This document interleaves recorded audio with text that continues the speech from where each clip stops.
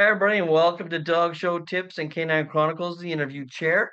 Today we have Brett Hamilton, and it's a great conversation with Brett Hamilton. I had such a good time, so sit back and relax and listen to Brett. He's going to tell you his story.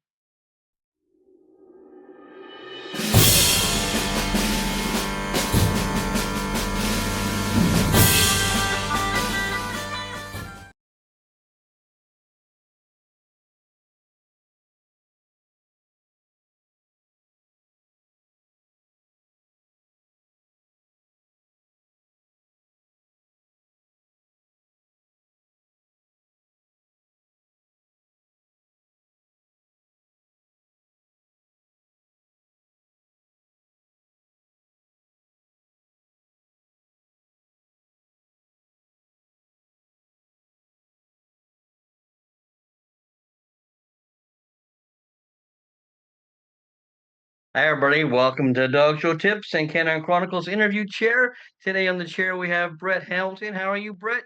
I'm doing all right. How you doing? Good, good. Brett's an Afghan breeder, poodle breeder.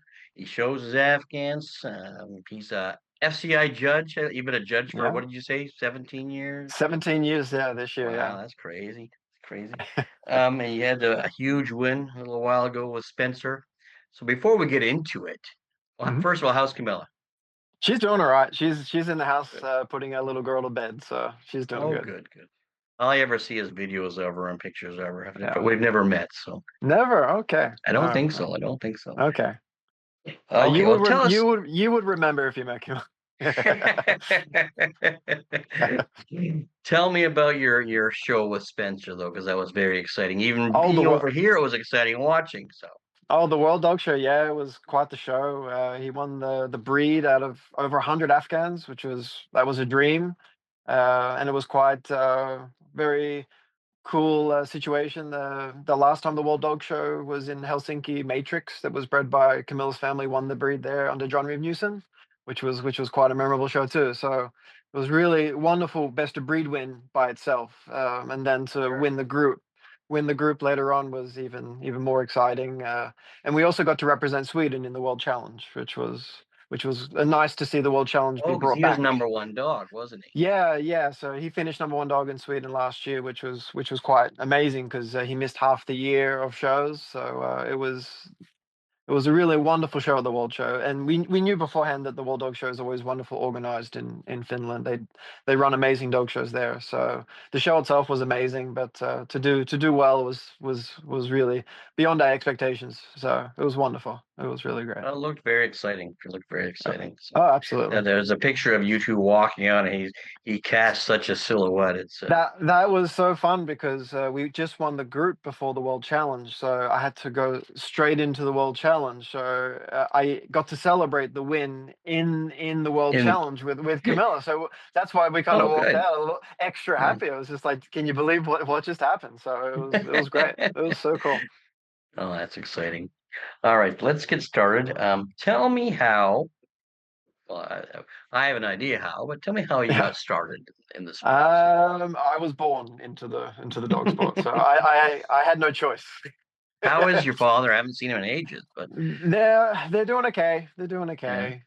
They're getting I've never older. met your mother. I've met your father. So, Yeah, okay, yeah, no, no, they're doing all right. I talk to them every a few times a week, so oh, good. I miss them a lot being so far away from Australia now, living in Sweden. So it's yeah. So I was born into the dog world. Carry on. Yeah, yeah, yeah, yeah. So So yeah, you were born in the dog world, of course, and what yes. did your family already have Afghans? Is that what it was? Yeah, so they were breeding Afghans. I think they got their first Afghan in the maybe late 70s, early 80s when Afghans was the most popular breed in the world at the time, I imagine. So they got their first Afghan from a breeder, Lynn Shelling Watson, Shaltara Kennels. Yeah. And for them, it became a champion, which was at the time pretty remarkable. Their first dog becoming an Australian champion. It was quite a big deal back then. And they kind of got the bug, I guess. And they were breeding. So when I was born in '87, so they were breeding for a number Champion. of years. But they were quite lucky though. Their first, I think their first litter produced a national specialty winner under Lee Canalizo in Australia. So Oh, they kind nice. of they hit the ground running pretty quickly. Yeah. So I was very lucky to be born with some nice dogs around me. What's your first memory of not just dogs, but of a dog show? Of a dog show, I kind of remember packing up my action figures and going to the show, and we would have maybe friends that would have whippets, and usually they would have always have baby puppies at the shows. And I have a distinct memory of bringing my action figures, hopping in the puppy pen that was set up at the show at the X Pen, and I would just play with the puppies, play with the toys, and just be a kid at the show, I guess. But that's one of my earliest memories for sure. Yeah. Going to the shows. You remember your first time going into the ring showing a dog, or even the Yeah, first I time playing in the backyard, pretending you're showing a dog? Yeah, so I was kind of, I wouldn't say forced, but so once a year we had the Royal Melbourne Show, which is equivalent to like Westminster or Crufts kind of thing, and we would have the junior handlers competition. So I remember once a year they would enter me in the junior handlers and just throw me in there. So we had a Whippet at the time that was just a pet dog, and but he was a wonderful junior handler dog. So they would just say, "Okay, it's the Royal Melbourne Show. Get out there, go in your junior handlers." And I remember they would dress me up in awful clothes, and I hate it. I never really have a good like for it at that time, but I just I remember being forced to do it in the beginning, which was against my will. When did that change?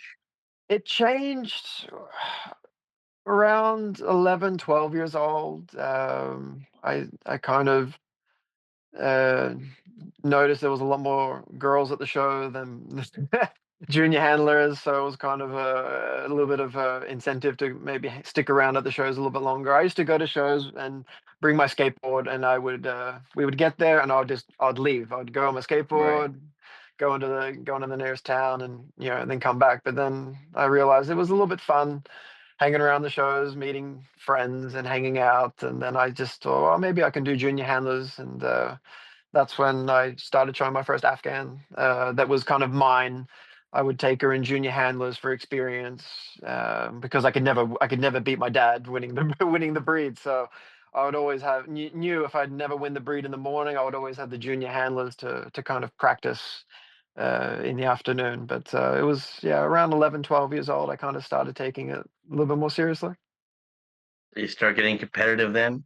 Yeah, yeah, I got competitive. It was always hard to beat the girls in junior handlers. They're always so much better. Yeah. But I remember, I think around about 13 or 14, I did quite well as a junior handler. We had two different systems. For half the year, it was qualifications for the finals to kind of represent your state and then maybe to represent the country at Crufts. And then the other half of the year was more like a point score system. And I remember I kind of worked out the point score system. I picked out strategically certain dogs, and you could never win the class with the same breed more than twice. So I kind of planned out winning classes and then moving on to next breeds. And I was the top handler of the year for 1 year, which was my claim to fame as a junior because I could never ever win the finals. It was always so difficult to go into those finals and keep up with Hmm. all the other kids. They were so much better, so much better at me at that age. Well, I recall a post after after Spencer won the group. You mentioned Jared in the Yeah, post. yeah. I actually spoke to him. I think just after he won the group, and I said I still have this picture. I remember us being and at that time in the Royal Melbourne show, they would separate the boys and the girls. So I joke with him and said that look at us, we were the very end of the line in the boys. We weren't even against the girls, and we were still at the end of the line of the junior handlers at the Royal. So it was kind of fun to see. Look where we are now. We worked our asses off Right. Yeah. for many years, and look what can happen. And it was really a fun moment to be sharing the ring with someone I grew up showing against in Australia. And I haven't Oh seen him yeah. in many years, so it Wow. was a real fun moment, real fun. Yeah, it does make it exciting. It's funny because when Adam worked for me, Adam Hmm. Bernardin, he Yeah, uh he never won junior handling ever. The yeah, girls yeah, always beat him. I remember him yeah, going yeah, third, and yeah. then but he worked and worked and worked, and then and when it changed to him showing dogs in confirmation, he was natural at it, and he just Yeah, yeah, never looked back. So yeah, yeah. No, I think but he all, grew a backbone losing to all those girls. a little bit, but also I'm still stubborn. I was a very stubborn kid. I used to only like in the final. I would prefer to show my own dogs, so I would take an Afghan. And Afghans are not the best breed for junior handlers. There's too much work going into them for the judges to appreciate. So I remember a few times taking in Canteriers or Shelties, baiting dogs, and I got bored with it. I would win a class, and I wouldn't get any satisfaction out of it. So I kind of always pushed myself taking in the Afghans in the final, knowing I wouldn't do as good as I wanted to. But for me, it was more about the experience with an Afghan in a big ring, Right. like a final type of situation. Because back then it was hard just to get through the breed. I never got through the breed ring until I was 17, 18 years old, winning my first best of breed. So it took many years of getting the second place prize or the best opposite sex prize or whatever. So I worked hard at it. Oh, I understand. So when was your first big win outside of juniors then? My first big win was actually at the Royal Melbourne Show. I think I was 18 years old, and I won the group under Jackie Quiros Kabat, and Best in Show fourth under Colin Molinari, and that was Oh wow. and the two different Afghan people that have had Afghans, and it was a real. For me, that was my first kind of breakthrough kind of win. I did okay before winning groups here and there, but that was the first, and also specialty wins too. But that was my first all breeds win. But my first win was a little bit before that with the specialty best in show under Lotte Jorgensen from Denmark. That was the one that kind of made me realize maybe I could do well with this bitch, and it kind of pushed me forward. But definitely the Melbourne Royal was a breakthrough. Oh yeah, for sure. So where did you go from there? So did you were you showing your own dogs at that point, or were people asking you to show their dogs? So when I was younger, my dad, he used to, there would be a few maybe older age people. There was I remember specifically there was a lady that had Gordon setters, and she could not run with her dogs. And my dad would always, I never agreed to it, but he would say, "Yeah, my son, he will show the dog for Let you." Brett So do yeah, it. he did it all the time. I remember showing a Gordon setter, and I remember showing an Irish red and white setter. It was the only one in the country at that time. I'm sure it was. And I remember just being forced. My dad would always force me. He never cared so much about junior handlers. Often they weren't really not that they knew what was going on, but they wouldn't really be paying that close attention to the junior handler. So I never felt pressure from them when it comes to that. But when it came to helping out people, Dad was always first to dob me in and say, "Yeah, yeah, Brett can go, No, Brett can go and do it." Brett'll help you. So, and I kind of appreciate it now. At the time, I did not appreciate it. I thought it was, some of these Gordon said, I thought it was a little disgusting, dirty dog. It was drooling, and maybe it could be, Yeah. it could be groomed a little bit better, but it was a good experience to learn showing other breeds. It kind of it opened the window a little bit for connections, I guess, meeting new people. When did the But poodles start? the poodles, so that was a little bit later on. I don't know, how did that start? I think there was a Swedish bred dog in Melbourne owned by Joe Tonley, actually bred by a former Australian who moved to Sweden, Stephen Wheeler and Anders Rosell. Yeah. And I don't know if they recommended or someone else recommended to the owner that Brett would be a good person to run with to show you this poodle for her. And I don't know how I got approached, but I was just like, yeah, sure, I'll give it a go. I can't groom it, but I'll give it a go. And I only showed her maybe a dozen times, but she did pretty well too. I'm pretty sure you showed the sister, I think. Oh, it was an Avatar bitch. Yes, yes. So Yeah. the She, only reason why I remember because there was like an advertisement made, and there was the three sisters, and I remember you had the one, and I remember I was showing one of the others, but I oh, she showed was her. a beautiful bitch. Yeah, she won best in shows from the classes. Yeah, She yeah, was fun. yeah. No, Mm. but so this bitch I showed, and again, like I just got real lucky, I guess, showing her because she won the group at the Royal Melbourne Show under Carlos. Was it Carlos? Yeah, I think. Oh no, Bruce Owen from Oh, Canada. Bruce. Yeah, Yeah. Bruce gave her the group at the Royal Melbourne show, and then Carlos Renew gave her Best in Show 3, and that was my second or third show with this poodle that I never really showed poodles before that, so I kind of had to learn rather quickly. But yeah, so I think that was about 12, 13 years ago. That was my introduction to poodles. But my real introduction was poodles was through my wife Camilla. So when she came to Australia, that's when she brought her poodle with her. So that was my Was she just going to shore? Did she move to Australia? I don't know so the yeah. story. Oh, okay, so it's a long story. That's all right. We have time. We have time. So I first met Camilla at Westminster. I was actually judging the specialty in New Jersey, I and think she I was was there. yeah. I think I was there judging. My dad was there as well judging, Yeah. at Westminster, I saw Camilla there.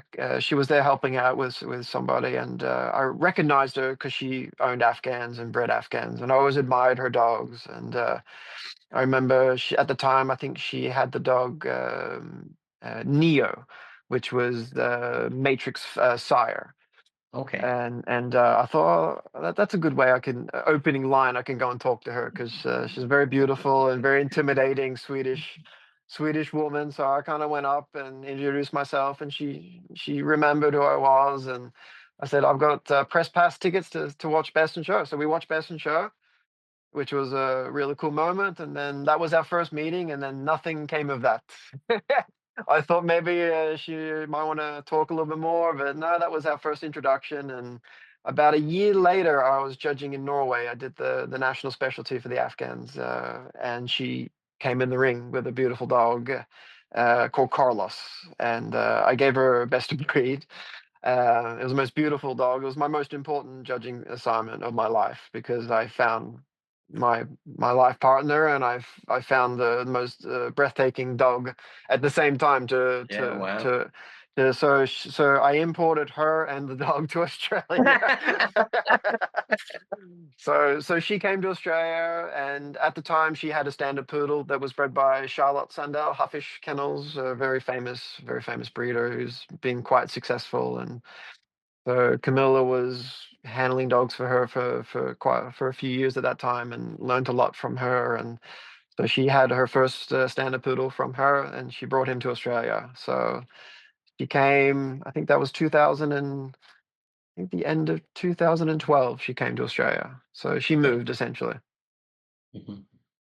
And did you when you were judging at that point, but you were showing dogs together as well at that point then? So yeah, so when she moved to Australia, we co-owned the dogs together, and we campaigned the dogs together. The poodle ended up being the top dog in Australia for 2 years in a row.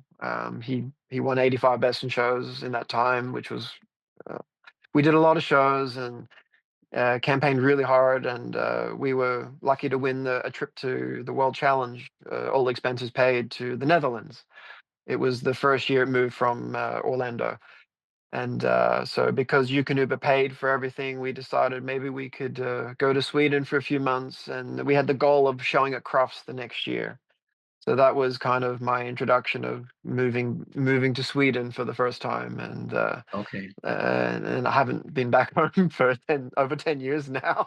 Oh, so that you went there for a few months and you just ended up staying. Yeah. Yeah. So we had the intention we had the intentions of showing at Crufts, which was in March, and so we came in December of 2013, I think was when we came. And yeah, we settled in very fast. We were renting a nice little house, and we're living on the countryside close to Camilla's family. We opened a grooming shop, and we just really the roots got dug in really quickly. So Nice. it's but living in Sweden is very far away from Australia, which I don't like. I miss my family, but the opportunities over in Sweden as far as breeding and showing, and also our job to having a grooming store is it's quite wonderful. Hmm.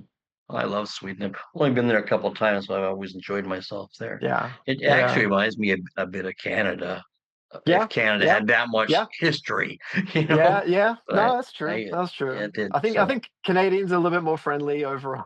Overall, Swedish people are very reserved. very truthful. Well, I had a great time there because I remember I couldn't sleep, so I went Yeah. walked downtown Stockholm in the right out, and I just walked. Well, well, It but was before Camilla moved to Australia, I visited Sweden for a couple months because we were just feeling out our relationship, and I came during the summertime, and I didn't want to leave. It was just like you said, like having daylight all night long, and the city is so beautiful in Stockholm. But yeah, I got a good taste for it then. It's a little taste, but and they love uh, hockey, which works out great for yeah, me, so yeah, no, they definitely. have you watched hockey now that you live there? I've watched hockey, but I more play it on the PlayStation. I more play hockey than actually watch it. What do you have, EA Sports? Yeah, 2K. I like playing 2K. But I remember when I was a kid, there was this NHL game called Rock the Rink, and it was kind of a combat sport game, which it was fight. It was more fighting than playing. That was great.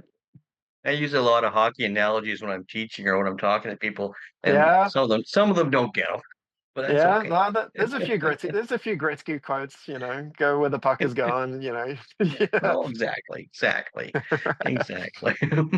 So, you're breeding Afghans and standard poodles now? Yeah, so a few years ago, we bred a couple of standard poodle litters, which produced quite well. In our first litter, we had a best in show winner, English champion, group winner, and then our second litter had specialty winners. From our first litter, I actually took my dog to PCA by myself, which was quite the trip because I'm good at bathing dogs and drying dogs and brushing. I can do all that stuff, but doing the real poodle work I cannot do. I am I've got Even right now? even now, and Camilla's so good at it. I think that I can let her do all the work, but no, Why I even got to go to PCA by myself, and I got second in the bred by class, which was quite the feat. I felt somebody like a help you real. do up the dog? Yeah, actually, Allison helped me out, and there was a whole team. I had a whole team. It was quite the show. So I was very lucky to have so many people helping me because they could tell I needed the help. Every once in a while, when we were together, she'd send me off, and Yeah, but I would try my best when we were at the local show together to look like yeah, I didn't know at all what I was doing, so yeah, never yeah. asked me to do it. I have a few stories when we were showing our poodle Lex in Australia. There was a couple of shows, maybe it was raining, overcast, and maybe Camilla was tired. And she's like, "I don't need to do this today. We can just show the Afghans or show the other dogs and just leave the pool out." And I'll attempt a few pieces of hairspray, and then she'd be like, give it here. All right, I'll do it. Give I'll me do it. that. Yeah, Yeah, yeah, yeah. There was yeah. one show I actually took him by myself. We just had a litter of Afghan puppies, and it was easier if I could just take him. I had my driver's license. She wasn't driving in Australia at that time, but she's got her license now. But anyway, so I took the dog by myself. So she pre-sprayed him at home, and I took him in the back of the station wagon, and with the show lead on, and he was sitting up with the hair, and I was driving with one hand, holding on with the other. I made it work. I got reserve passenger, got the points, and left. I don't think I took a photo though. I didn't want her to see what he looked what he looked like. Kenny Wall and I went and did the Florida circuit one time, and Allison sent a toy poodle with us. Yeah, Uh, Neither one of us were that adept at it yet, so we did her up. We did her up once, put her in a big aluminum crate, and left her there all weekend long. So we just take her out, fix her up. I never told Al. yeah. No, they don't need to know that. Oh well, so you've been judging. You said you 17 years now. Yeah. So when I was about 16, I started going to. We have breed lectures in Australia. So I would go to the hound lectures, and I would help. Each lecture they would do two breeds, similar breeds. So one week it would be Afghans and Salukis, and they will bring maybe five Afghans, five Salukis. So at those lectures, they would usually need someone to help out show some dogs for the trainees. So I think I was about 16. I started going to lectures, sitting at the back, just watching, learning.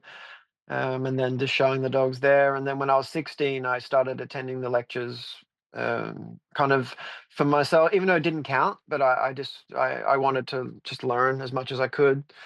And When then does when it I was start counting? How old do you have to so 18? 18 years old, yeah. So when I turned 18, then I started, and you start with like basic confirmation, rules and regulations. So I started. Like anatomy classes, and I would attend those lectures. You would start ring stewarding for you have to ring steward for X amount of shows. So I had started ring stewarding for specialty shows and kennel club shows where I wasn't showing. And then after you fulfill all those qualifications, then you can do the written exams. And then once you've passed the written exam for all the hound breeds, in Australia, we go for one group at a time. So I went for the initially I wanted to just you can go for one breed or two breeds if you want to, but you're kind of encouraged to go for the whole Sure. group. Yeah. So I decided to go for the whole group. And once you're 18, you do the written exams. Once you've passed all that stuff, and you fulfill all the qualifications as far as breeding and showing champions, all that stuff, then you can start judging open shows. And then you have to judge X amount of dogs. Explain And to some of my listeners might yeah, not know what an open show is. well, I don't think people know what they are anymore in Australia because they're no longer a Oh, they thing. don't. They're not there. I know they have them, but when I was younger, the open shows used to be more prevalent. They used to be. Now there's more championship shows and less open shows. So the opportunity, I think, now to judge open shows is a little bit limited. But when I started, there was at least a few a month where they would get maybe 300 to 400 dogs, and it was really good experience. Get your hands on Yeah, so an open dogs. show that there's no points awarded, right? In an open Yes, show. exactly. Yeah, so it was there'll be no points towards the championship titles, and it was more basically a show for provisional judges to get their hands-on Yeah, that's a great experience. idea. Like we have sanction matches, which are far Yeah, and few between now, but it's yeah, the same idea. It's yeah. Well, but you can get champion dogs at your open shows. So yes, yeah. So we have a champion class at those shows, which yeah, is a good. It's a great idea because the people that at the time that wanted experience at a show that doesn't necessarily they want to show against champions, they can go to these open shows and get the run of the ropes. right. But yeah, so I judged. You have to judge at that time 250 dogs at the open shows, and also they introduced critiquing, which was separate. So you would have to critique 250 dogs, and you would have to do that with a licensed judge or a mentor that's in the breed. So you would have And that's no small feat. Critique is not as easy as people no, think. no. And it was actually very good practice because Yeah, now living in Europe, every show we're essentially critiquing dogs. So mm, it was really good training. Actually, I think it's a very important thing to learn when you're first starting because I think it's important too.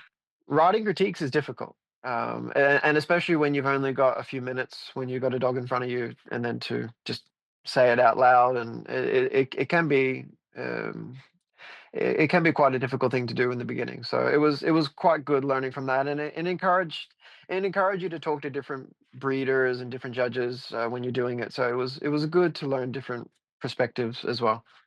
But so when I was 18, and then you cannot.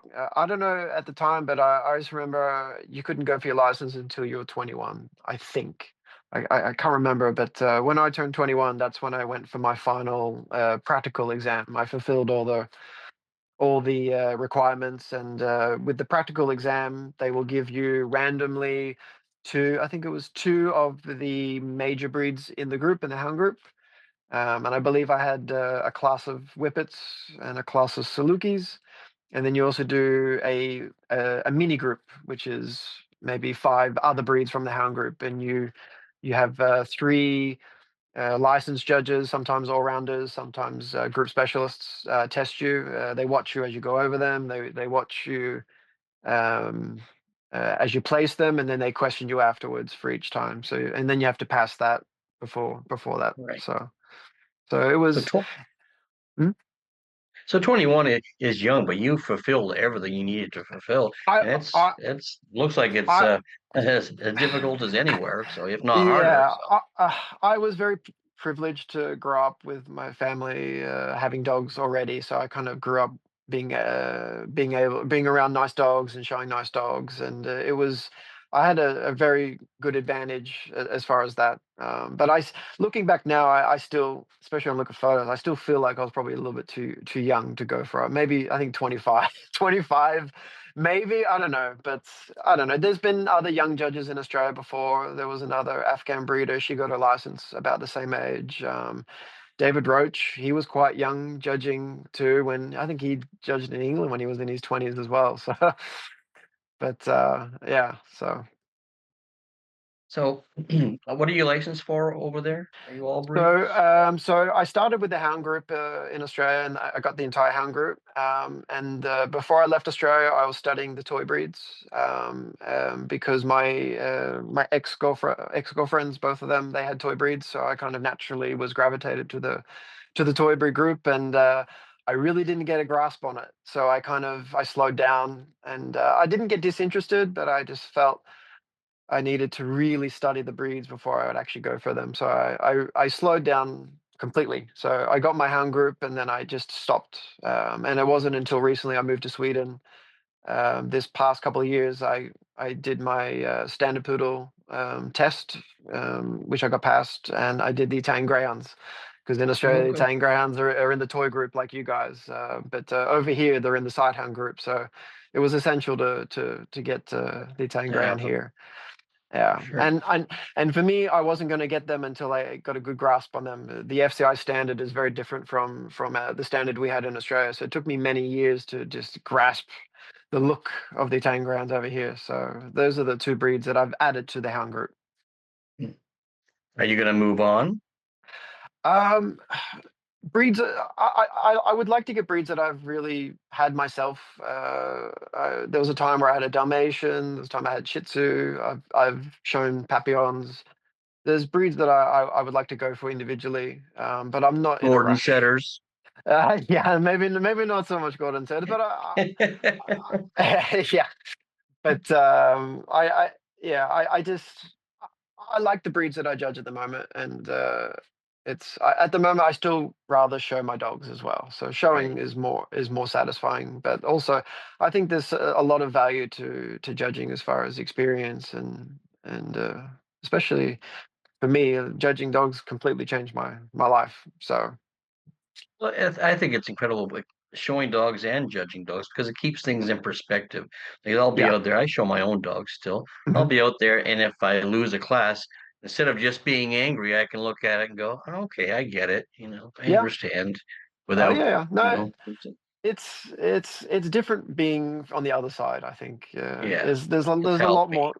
It's so easy to stand on the outside of the ring and say, I would have done this, I would have done that. But that's it's very different when you've got a million things in your mind going through your head at once. And sometimes, for me, I always just go with my heart in the end because if I stuff it up, then I will look back and I won't forget that I will never forget the times I stuffed up, and all right, I'll remember that, and the next time I'll just adjust slightly. But I always go with my heart when I'm judging because I think that's for me my first impressions is usually my the right one usually. I agree. I think Thora Brown taught me if you sit there and stare at them, they don't get any better. They just get older. So you've got to Absolutely, figure it out. no, So absolutely, and also too, I can't remember who told me, but also too, if you're gonna make a mistake, if you make it quickly, no one's gonna no one's no gonna one really, notice. and they think you're right on, right? Yeah, yeah, yeah. As long as you look confident, confidence in the ring judging, I think is a very important thing. And if you look confident with your decisions, Yeah. and yeah, I think that's a good way to go about it too. Does Camilla judge? No, she will. I don't think she'll ever.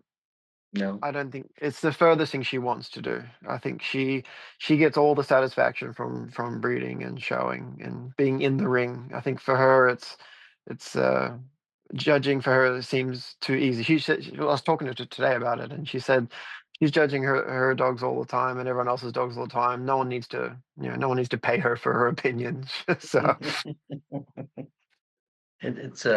It, it's funny. Like I when I first retired and started judging, I was still showing my own dogs, but it was hard because I was going every weekend showing dogs, so I wasn't going Yeah. every weekend now. So it's a Mm. big change in your lifestyle, Yeah. and but I think it's important to have that I'm doing both. It's important for me, and it sounds like it's important for you because it Yeah. does keep things in perspective. I It really enjoy it seeing the dogs and no, it for working with the me. dogs. No, no, for me, there was a period when we started breeding the standard poodle litters. We kind of were very cold on breeding Afghans.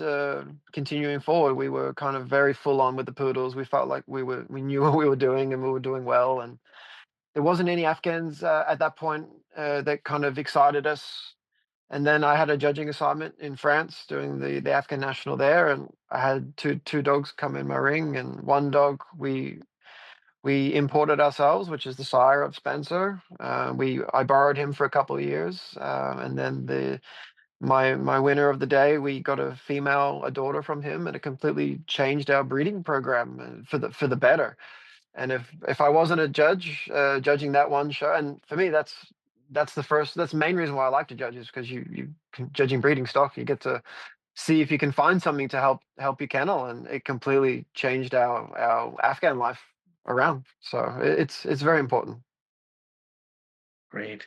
So I never touched on this earlier. What about mentors? Obviously, your family, but you must Yeah, have other ones.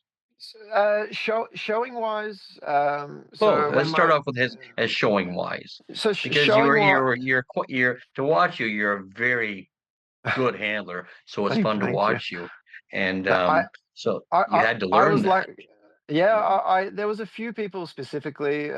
Obviously, my dad, he did quite well. He had top dog all breeds with his Afghan, and he won many best in shows. One of his dogs had 90 plus best in shows, and I watched him a lot. And I would never acknowledge at the time that I was learning from him. I think I was a little stubborn, so I would kind of look at others and because maybe I didn't appreciate because I saw him every week, so I was like, oh, Right. you could do this right, you know, you could change things. And there was another handler that my dad would use sometimes for our dogs, and his name was Kerry Pope. I don't know if you remember Kerry, but Yeah, for sure. he for me, I used to follow him around at all the shows. I must have been the most annoying kid following him around. 'Cause I used to see We how all he would. were at one point. So Oh no, but like I could only imagine. He must have been the most patient person in the world for me because I would ask him stupid questions like, "Why are you brushing like this? Why is the lead this way?" I would ask him questions all day long, and he always had the time of day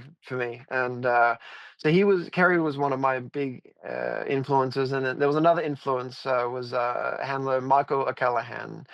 Sadly, he passed away a few years ago, but he was also another Afghan hound handler in Australia.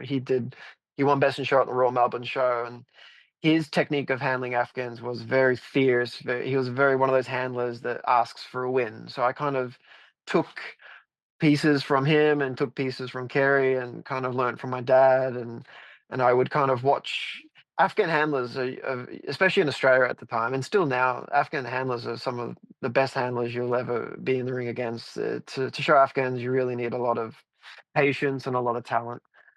And I used to just watch all these Afghan breeders at the specialty shows come in the big open class with 20, 30 dogs, and they'd be all stepping out in front of each other one by one, see if they get the judge's attention the most. So you have to kind of learn quickly when you're showing against them. So that was showing wise. That was my major influences. and judging. So judging influences I was really similar to like junior handlers with the judging. I was kind of pushed into it a little bit. There was bearded collie breeders, Jill and Keith Cornichi. Keith was an all-rounder judge, very old-fashioned, like a tartan cap, very real gentleman kind of guy. And Jill was a very wonderful person, and they kind of pushed me to doing my judging. And their friend Lynn Norman was also another all-rounder. They were in charge of the early stages of judges training, and they said, just come and listen, come and learn. If it's for you, it's for you. If it's not, then you know, you can maybe learn something you can take home and apply to your breeding. Sure. So they pushed me in the beginning, and of course, my dad as well. He was judging a lot in America, and I went to every show with him, no matter what. So I would watch Dad judging many, many times, sometimes filming with the old camcorder. And then after the shows, I would go back and watch and see what he did. And so they were my early influences for sure. This next question, it Hmm. could be. I want two answers. Yeah, Um, you've seen a lot of dogs. yeah. How old are you now, Brett? I just turned 38. 38. So you've been this in your whole life, so you've seen a lot of dogs. Yeah. And as a judge, are there dogs that you've seen, maybe not in person, but Hmm. in on video and on in magazines that you wished you had the opportunity to judge? Could be dogs from the Um, past, could be dogs in the future. yeah, I watch a lot on YouTube. There's a lot of old Afghan national specialties from America, and I would have loved to have just been there in the early '90s in America, where you had so many wonderful Afghans like Triumph of Grandeur and Taco, and even a little bit later on, there was some of my favorite bitches like Trist and Izzy. Afghans were so strong in quality back then, and I would have killed to have my hands on a lot of those dogs just to see what they feel like under the coat. And Right. there's only so much you can see from the videos. It's even the photos is one thing, videos is another, but being in person and feeling the atmosphere of them moving around, and how certain dogs lift in that final moments is something I would kill to have been back. I was technically at those shows, but I could barely speak. I was still in a stroller at that time. So even though I was there, I just couldn't comprehend it. So, Right. but those are some of the dogs I would have killed to have my hands on for sure. As a judge or a handler or both. Both, but Yeah. both. I was quite forward. Some of the shows that my dad was judging, I would go up to some famous breeders because I used to read the old Afghan Hand Review magazines. My parents had just about every issue, so they were kind of like my Bibles. I would read them all the time and see pictures. And I remember in California, Dad was judging, and Lou Guerrero and Hank, they were there, and I recognized him he had a bitch called Pistol, and I'm like, oh, that's him. And they had maybe a young bitch there, and I said, "Can I take her around?" And they, sure, and they would let me take her around. I remember going up to Betsy Huffnagel and just grabbing some dogs and just running around with them. And some of the Afghan people, I don't know what I was thinking now. I don't know how, what I was thinking back then, because who's this kid from Australia? And, they didn't know who I was, and I'm just going in. Can you give me your dog for a few seconds and run around with it? So. But a lot of the Afghan people were very, very kind to kids. Even Michael was kind to my. I wish my older brother Reese. He's not showing dogs, but when he was younger, he came with us to the national specialties in America, and he actually got a personal handling lesson from Michael with TR. And it was. I'm so jealous that my older brother got to have Triumph on the lead and run Yeah. down and back and practice the fancy down and back, and he got to do all that stuff. And I can appreciate it through the photos and the videos that we have, but I would kill to have had that moment. But no, so Afghan people at that time were very friendly and very welcoming to everybody. They were great. Is there any dogs besides Afghans that you wished you could have shown? Certain dog? Um, certain dog.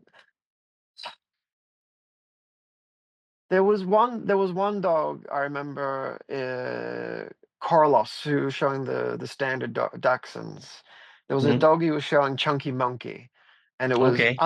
it was unlike any Dachshund I've ever. It was a standard long hair. It was unlike any dog I've ever seen in my life. It was the most beautiful show dog I've ever seen. He was loose lead. The dog was always alert, always unattentive. It was the most coolest look. I've never ever in my life wanted to touch a Dachshund, but when I saw that dog running around the ring, I'm like, that's something I would love to take back home with me. But that was one dog I remember vividly. That was quite a nice dog. Yeah. Really. And he does an incredible job with all his dogs. I just had him I at a show. I was judging a bunch of his dogs, and he is so engaged with his dogs. He's I fun to watch. I went to Westminster one year, and I was staying at the Pen, and I saw him all the time in the hallways with the dogs. He was always with the dogs one on one, and I think that's the reason why the dogs love him so much. It seems like he does everything with them, so of course they're going to love him. So But he's very talented with what he does with the dogs to get, because it's not easy getting a dog to show a couple of times a month, let alone 4 or 5 shows every week. So that's a whole nother level. That's something else. Yep, for sure. So what's next for Brett and Camilla? For us, right now we got a young poodle that's quite Is exciting. this Austin you're talking about? Yeah, this is How Austin. old is Yeah, Austin? he's 14 months old, still in His junior pictures class. look great. So I He's obviously haven't seen him, but he's we're very blessed to have this dog. He was bred in Greece, and he's already won 4 best in shows. In Sweden, winning best in shows is hard. We have quite large numbers of shows. Usually, we have 2 to 3 judges throughout the day for the breed and the group and the best. So you get different opinions. So to win best in shows in Sweden can be quite difficult. We have some really talented breeders over here, and to win, he's had 4 groups and 4 best in shows from those 4 groups, which is just phenomenal for a young dog. And so it's kind of nice to have something to look forward to in the future. And actually, tomorrow, a good friend of ours, a breeder from Italy, Roberto, Zenos Kennels with the Afghans, he's bringing a puppy for us. So that's something for us to look forward to. Camilla, they had some frozen semen from a dog that we loaned him, so we've got that now. We bred a litter of Afghans about a year and a half ago, and nothing for us that we could keep. So we don't breed so often. So for us, I think we're lucky to breed a litter once every 2, 3 years. I think I mentioned before with winning at the World Dog Show, both in Helsinki, both times. I think it was about a 10 or 11 year gap, and for Camilla's family, I think it's only 3 generations in between that they've bred. So it's I think I'd rather breed a quality dog than a lot of dogs. I think it's hard, and it's also hard to sell puppies too, right now. So breeding for us every couple of years is definitely for us is it's the best option. I have one more question for you. Yeah, sure. If you got to meet Brett at, let's say, 18 or 20 again, Mhm. is there any advice you'd give Brett now? I wouldn't want to change anything other than maybe I wish me and Camilla had kids sooner. We kind of put it off a little bit long, but I'm happy. We're very lucky to have a daughter right now, and I kind of wish maybe we had more. That's one thing.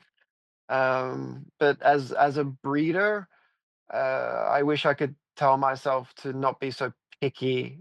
When I was younger, I had my first winning Afghan bitch, and I was very, very picky with who to breed her to. And in the end, we ended up breeding her to one of our own dogs, and it worked out just fine. We got nice puppies, but the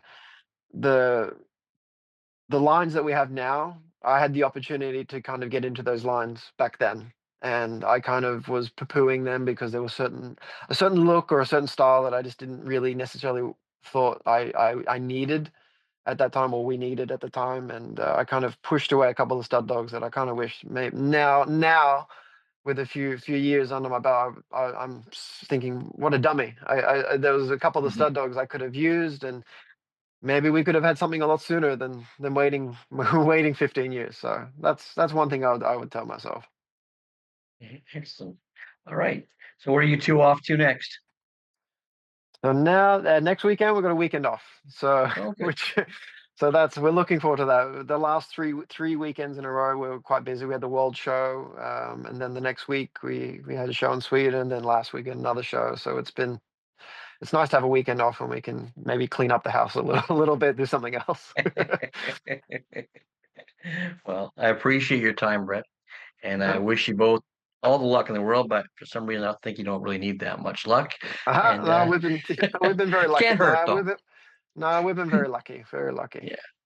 Well, you make your own your own luck as far as I'm concerned. So Yeah, after this past year, I kind of I have a philosophy now. I will things into existence. It was, yeah, I really believe it now. If you really want something, you can kind of will it into, you can make it happen. I don't know how, but it works. I worked it out. Well, thanks for your time, man. It was good to see you. No, I saw thanks. you No, saw a few months ago, I think, when you were in yeah, Canada. So in Erie Shores. Yeah, very I shores, didn't know you yes. were going to be there. It was a nice surprise to see Yeah, a familiar I face. went one day, yeah, to watch, and I think I ended up Yeah. there 2 days. But I Hmm. spoke. We spoke for a while there. Yeah, It was yeah. fun, and you judged That an Afghan specialty, so yeah, that was a wonderful experience. I was so oh, good. happy I did that. That was really wonderful. Yeah. Oh, good. All right. Well, thank you so much, buddy. Good to see you, No, thanks and for having me. hopefully, I'm sure our paths will cross again. Yeah, hopefully, hopefully. All right. Thanks. All right. No, thanks a lot. Thanks, Brett. And that was a great interview. I had so much fun. It was just like having a chat with a friend. It was wonderful. So if you like what you're seeing here, make sure you press the like, share, and subscribe button. And don't forget about the podcast. Comes out every Thursday, The Dog Show Drive. Take care, guys.